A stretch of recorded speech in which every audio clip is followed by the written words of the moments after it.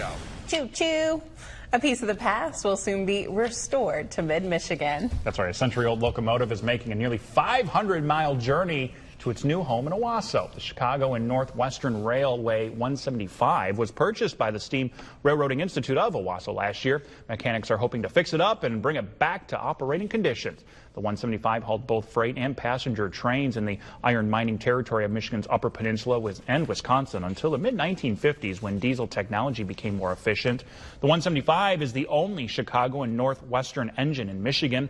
You can check it out for yourself this morning as crews arrive with cranes to unload the engine at the Steam Railroading Institute starting at 8 o'clock.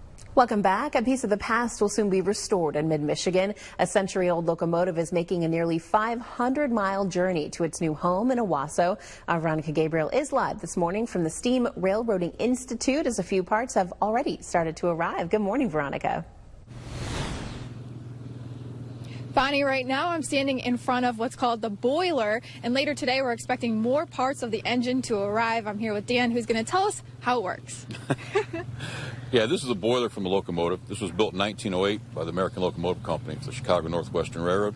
It was one of about 300 engines of this type, and there's only 3 left now of this class. And this is the boiler where in the back we burn coal inside the firebox. Outside surrounded by water, that creates a steam, which is then, when you open the throttle, runs the cylinders and makes the locomotive move. What was this used for back in the 1900s? This was used as a passenger engine on the railroad. It hauled passenger and commuter trains, Chicago and up to the North Peninsula of Michigan.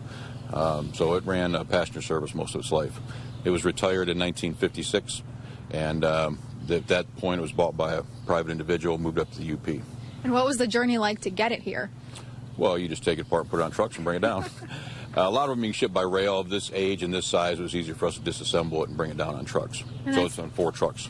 So tell me about the restoration process. Well, first we'll do boiler surveys and see the condition, all the material and metal inside, take tubes and flues out, and then it'll all be rebuilt.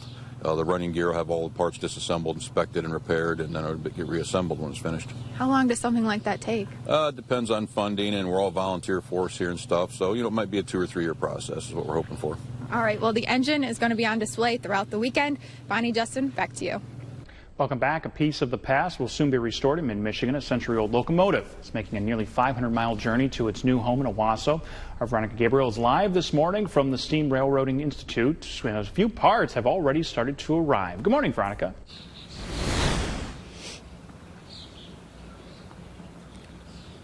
Justin, right now I'm standing in front of the boiler, just one of the parts that have arrived so far today. The rest of the engine is expected to come later today. But I'm here with Luke, who actually works for our station behind the scenes that you never get to see, but he's actually a volunteer here at the Steam Railroading Institute. And so, Luke, tell me about the history of this boiler. Well, the locomotive was built in 1908 by the American Locomotive Company. It ran for the Chicago Northwestern Railway, which spanned it from the suburbs of Chicago, went all the way up to the Upper Peninsula of Michigan. So it was basically a workhorse. It ran for 50 years, hauling freight, mostly passenger. It was retired in the 1950s, and last year we purchased a locomotive, and, well, here's part of it right now. We're just waiting for the tender and the frame to show up. How does it work? Well, what you got here is your section right here is the firebox. That's where you shovel the coal, you make the fire. The fire here will have the heat rise up, and then it will go into these tubes inside this boiler. This is pretty much the boiler itself. It's filled with water, the tubes will heat up, that creates a steam, and it'll go up into the steam dome, and then the engineer, he'll have a device called a throttle, which he'll open it up, and now we'll have all the steam transferred to the front into these, what we call the dry pipe, into the pistons that would be here, and that would turn the drive wheels and make the locomotive move. Why purchase something like this? Well, this is a good way to expand our market.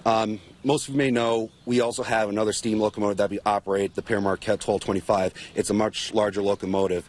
But with the 175, we can expand that market to that we usually can on a regular basis with 1225. So we can operate shorter trips, we can go up to Petoskey. But for me, personally, I think it's a good way to showcase what these locomotives are. I love this stuff, that's why I come out here and volunteer.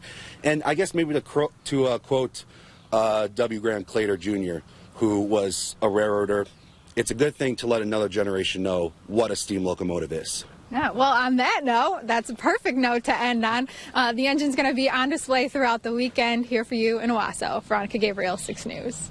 Well, if you like trains, particularly old ones, you might want to consider heading to Owasso this weekend, and here's why. Take a look. The Steam Railroading Institute bought a 100-year-old locomotive last year, which used to pull both freight and passenger trains in the iron mining territory of Michigan's Upper Peninsula and Wisconsin until the mid-1950s. Well, the locomotive has been in the UP, but pieces of it are heading to its new home in Owasso right now. Officials hope to get it up and running and pulling passengers again in the next few years. We keep dreams alive for people, to see the looks on the kids' faces and to see the families come and to see them have the opportunity to be up close and see a running steam locomotive is just a dream come true for us and for the people that come to see us.